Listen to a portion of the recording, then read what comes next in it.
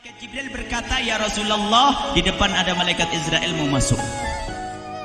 Kata Rasulullah, "Boleh masuk, silakan." Kemudian malaikat Israel mengucapkan salam, dan setelah mengucapkan salam, malaikat Israel menawarkan, "Ya Rasulullah, aku disuruh oleh Allah untuk mencabut nyawamu atau membiarkan engkau."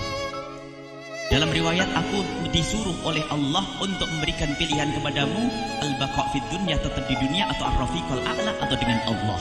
Nabi Muhammad menjawab, ar-rafiqul a'la, dengan Allah. Kemudian setelah itu Nabi Muhammad berdoa agar umatnya selamat. Setelah ada jaminan umatnya selamat, malaikat Israel, "Sudahlah, cabut nyawaku kalau memang sudah waktuku." Mulailah Nabi Muhammad dicabut nyawa beliau oleh malaikat Israel. Dan di saat Nabi Muhammad mulai dicabut nyawa beliau oleh malaikat Israel, Nabi Muhammad mengatakan, mahadha, apa ini wahai Israel? Malaikat Israel kemudian menjawab, "Ya Rasulullah, itu adalah sakaratul maut, itu adalah sakitnya di dalam kematian." Kemudian Nabi Muhammad mengangkat tangannya sambil berucap, "La ilaha illallah, inna lil mauti la sakarat." Tidak ada Tuhan selain Allah, sungguh di dalam kematian ada sakitnya, sakit kematian, yaitu sakaratul maut. Kemudian Nabi Muhammad memohon, "Ya Allah, Allahumma khaffif alayya sakaratul maut." Ya Allah, ringankan sakaratul mautku ini, ya Allah. Dijawab oleh malaikat Israel, "Ya Rasulullah, itu sudah aku ringankan 70 kali." Nabi Muhammad menoleh, "Apa malaikat Israel? Sudah kau ringankan 70 kali keringanan?" "Iya ya Rasulullah, sungguh aku tidak pernah mencabut seorang hamba lebih lembut dari cara mencabut nyawamu. Ini sudah aku ringankan 70 kali. Setelah itu justru Nabi Muhammad menangis, "Israel, 70 kali rasanya masih sakit." "Iya ya Rasulullah, memang itu sakaratul maut." "Lalu bagaimana engkau mencabut umatku, wahai Israel?" Allah, yang diingat siapa? Umat. Kalau engkau mencabutku dengan ringan seperti ini masih sakit, bagaimana engkau mencabut umatku, ya Israel?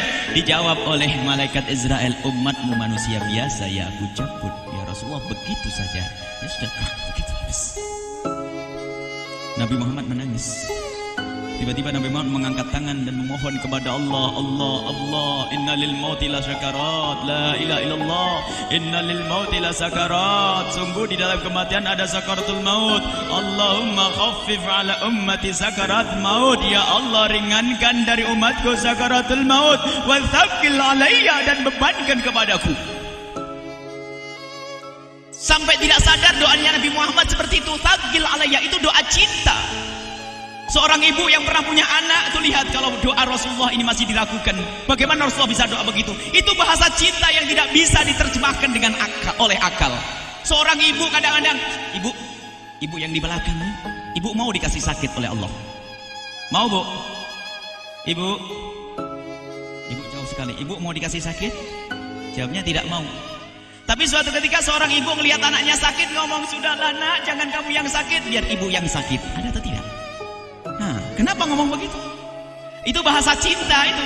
Tidak rela kalau anak ini sakit, biar aku saja yang sakit. Itu yang dirasakan Rasulullah. Sakaratul maut begitu sakitnya, membayangkan betapa sakitnya umat Nabi Muhammad di saat dicabut nyawa beliau. Maka Rasulullah mengatakan, "Ya Allah, ringankan sakaratul maut dari umatku, bebankan kepadaku saja ya Allah. Wala sawfa yu'tika fatarda." Permintaan Nabi Muhammad tidak ditolak oleh Allah, dikabul dan dikabul, wahai Muhammad. Sallu ala Nabi Muhammad.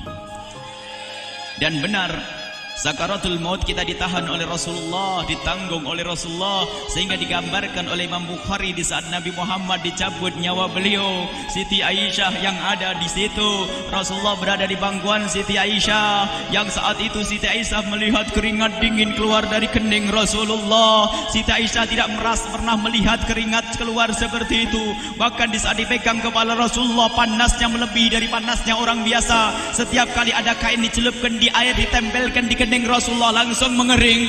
Saat itu Nabi Muhammad mengucapkan kalimat la ilaha illallah innal lil mauti la sakarat. Kemudian Nabi Muhammad berpesan dengan banyak pesan, dan di antara pesan Rasulullah adalah akri minni ala ummati salam, akri minni salam ala ummati wa ala man ittaba'ani wa ala man tabi'ani min ila yaumil qiyamati. Aku titip salam kepada umatku dan orang yang mengikutiku sampai hari kiamat. Sadari salam Rasulullah.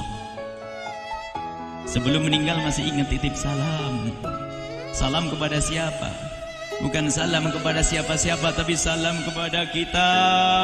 Maka mari kita mengucapkan salam kepada Rasulullah, karena Rasulullah sudah salam duluan kepada kita. Mari kita sejenak bersalam kepada Rasulullah dan hadirkan Rasulullah ada di mata kita dan di hati kita. Mari kita bersama-sama mengucapkan salam. Assalamualaikum ya Rasulullah.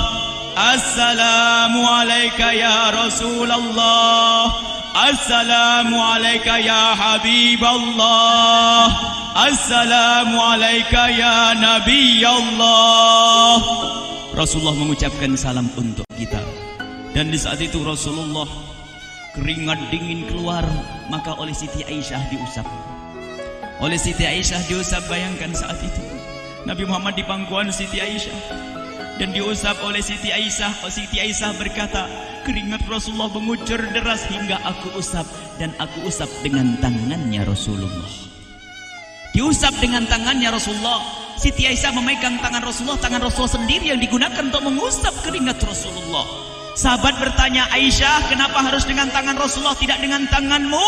Lihat jawab Siti Aisyah, karena tangan Rasulullah lebih lembut dari tanganku. Sallu ala Nabi Muhammad. Masih sempat nyanjung itu sahabat Nabi. Dalam keadaan begitu masih menyadari kelembutan tangan Rasulullah, jasad Rasulullah, kemuliaan Rasulullah sallallahu alaihi wasallam. Dan aku lebih menginginkan bahwasanya yang menyentuh jidat Nabi Muhammad adalah tangan yang paling mulia di dunia dan di akhirat. Siti Aisyah enggak berani menyentuhkan. Pengennya yang disentuhkan di kening Rasulullah adalah tangannya Rasulullah sallallahu alaihi wasallam. Kemudian setelah itu Nabi Muhammad merasakan sakit yang sangat untuk kita. Kemudian Nabi Muhammad mengangkat tangan tinggi-tinggi mengucapkan la ilaha illallah inna lil mauti la sakarat. Tiba-tiba tangan itu semakin turun dan ditangkap oleh Siti Aisyah. Dan di saat tangan itu jatuh di tangan Siti Aisyah, kemudian tiba-tiba paha Siti Aisyah merasakan berat kepala suci Rasulullah. Dan saat itu Siti Aisyah sadar bahwasanya Rasulullah sudah kembali kepada Allah Subhanahu wa taala. Sallu ala Nabi Muhammad. Siti Aisyah bingung di saat melihat seperti itu. Ditaruh pelan-pelan wajah Rasulullah, sambil menangis lalu berkata, Rasulullah sudah meninggal. Para sahabat Nabi pada bingung. Sayyidina Ali tiba-tiba terduduk, nggak bisa berdiri. Sayyidina Utsman nggak bisa ngomong. Ada orang Sayyidina Zaid berkata, aku baru melihat Rasulullah. Setelah ini aku tidak mau melihat lagi selain Rasulullah. Ya Allah, butakan mataku. Aku tidak ingin aku kotori mataku dengan selain Rasulullah. Dan dibutakan oleh Allah. Bermacam-macam kejadian saat itu. Madinah heboh, luar biasa dengan meninggalnya Rasulullah sallallahu alaihi wasallam. Dan sungguh meninggalnya Nabi Muhammad adalah menghidupkan hati yang mati kalau orang faham. Tiba-tiba Sayyidina Abu Bakar datang. Setelah Sayyidina Umar mengatakan, siapa yang mengatakan Muhammad meninggal akan aku penggal lehernya. Jangan seperti orang-orang Nabi Muhammad sekarang lagi pergi seperti waktu Musa pergi kepada Tuhannya, kepada Allah, nanti akan kembali kepada kita. Muhammad belum meninggal. Ini adalah karena kecintaan Sayyidina Umar bin Khattab, tidak ingin Nabi Muhammad pergi. Tiba-tiba datang Sayyidina Abu Bakar As-Siddiq lalu masuk ke kamarnya Rasulullah, lalu masuk kepada Rasulullah, kemudian mengecup kening Rasulullah. Dan Sayyidina Abu Bakar berkata, ya Rasulullah, tibta hayyan wa mayyita. Ya Rasulullah, engkau tetap harum dalam keadaan hidup dan harum setelah meninggal dunia. Sallu ala Nabi Muhammad. Hingga sampai setelah hari besoknya meninggal Rasulullah, Senin sore, Selasa malam, Rabu dikubur Rasulullah sallallahu alaihi wasallam. Setelah dikubur, Sayyidat Fatimah bertanya kepada Sayyidina Abdullah ibn Abbas, Sayyidina Anas, wahai Anas, hai Anas, sambil menangis Sayyidat Fatimah Zahra, hai Anas, bagaimana engkau tega? Atabat anfusukum an tahtu ra'sa Rasulillah. Apakah engkau rela menaburkan debu di atas kepala Rasulullah? Sayyidina Anas menangis kaget, ya wahai binta Rasulullah, kalau kami tidak dilupakan oleh Allah, niscaya tidak ada yang bisa mengubur Rasulullah. Jadi saat itu dilupakan oleh Allah, sehingga mereka tidak menyadari melakukan itu semua. Kalau mereka sadar, tidak akan bisa mengubur Rasulullah sallallahu alaihi wasallam. Ini yang diungkapkan oleh Sayyidina Anas, kalau seandainya kami tidak dilupakan oleh Allah, niscaya kami tidak akan mampu mengubur Rasulullah sallallahu alaihi wasallam. Kami yang hadir di sini, ya Allah, ingin senantiasa hadir di hati kami kekasih-Mu Nabi Muhammad. Maka kami mohon, ya Allah, jadikan kekasih-Mu Nabi Muhammad yang akan, ya Allah, yang akan mendampingi kami kelak saat Kau cabut nyawa kami, seperti yang Kau wahyukan kepada kekasih-Mu Nabi Muhammad. Wa absyiru bil jannati, semua hamba yang beriman akan menyaksikan surga, ya di saat dicabut nyawa mereka. Dan surga, di tempat surga itu yang paling mulia adalah Nabi Muhammad. Maka kami mohon, ya Allah, saat Kau cabut nyawa kami, ya Allah, hadirkan Nabi Muhammad di hati kami, ya Allah. Dan kami mohon, ya Allah, saat di alam barzah nanti, ya Allah, saat yang sangat mengerikan itu, ya Allah, kami mohon hadirkan kekasih-Mu Nabi Muhammad, sehingga kami tidak takut dan gentar lagi dengan malaikat mungkar nakir. Dan ya Allah, kami mohon di saat di padang mahsyar nanti, ya Allah, hadirkan kekasih-Mu Nabi Muhammad. Jadikanlah kekasih-Mu Nabi Muhammad yang akan menemani kami dan akan membonceng kami, membawa kami ke telaga Kausar.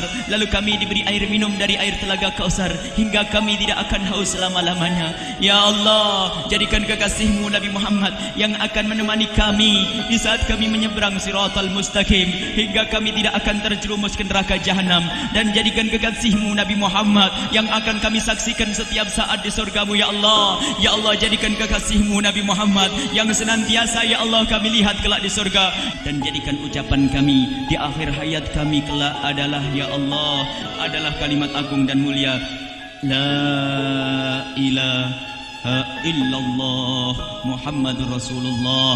La ilaha illallah Muhammadur Rasulullah. La ilaha illallah Muhammadur Rasulullah sallallahu